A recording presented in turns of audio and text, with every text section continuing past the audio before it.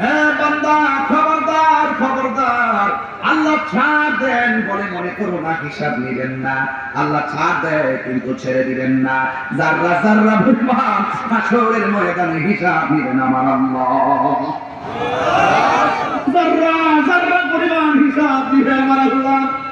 একটা ইঞ্চি একটা যাররা পরিমাণে যে শিরিক করা হবে না।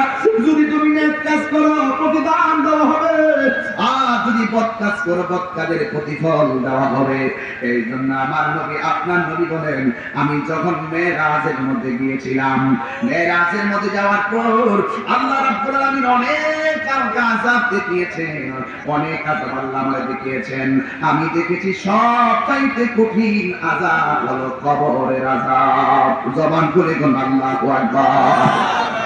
সবচাইতে কঠিন আযাব হলো কবরের আযাব। কবর আযাব বড় ভয়ঙ্কর। আমার নবী আপনার নবী বলেন, কবর হলো আখিরাতের প্রথম মঞ্জিল। এই কবর যার ভালো হয়ে যাবে, হাসরের ময়দান কার জন্য সহজ হয়ে যাবে।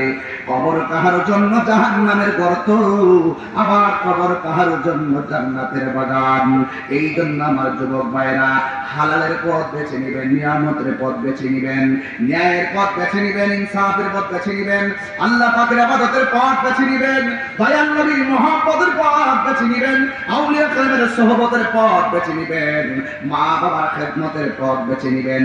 দেখবেন আপনার জিন্দেগি ভর যদি পূর্ণ দ্বারা সজ্জিত করতে পারেন, আল্লাহ আপনি যখন কবর দেশে যাবেন, ওই কবরে যাওয়ার পর আমার আল্লাহ জান্নাত থেকে গালিচা বিছায় দিবে আপনার পিঠের নিচে। আর বড় করে কোন আল্লাহু আকবার।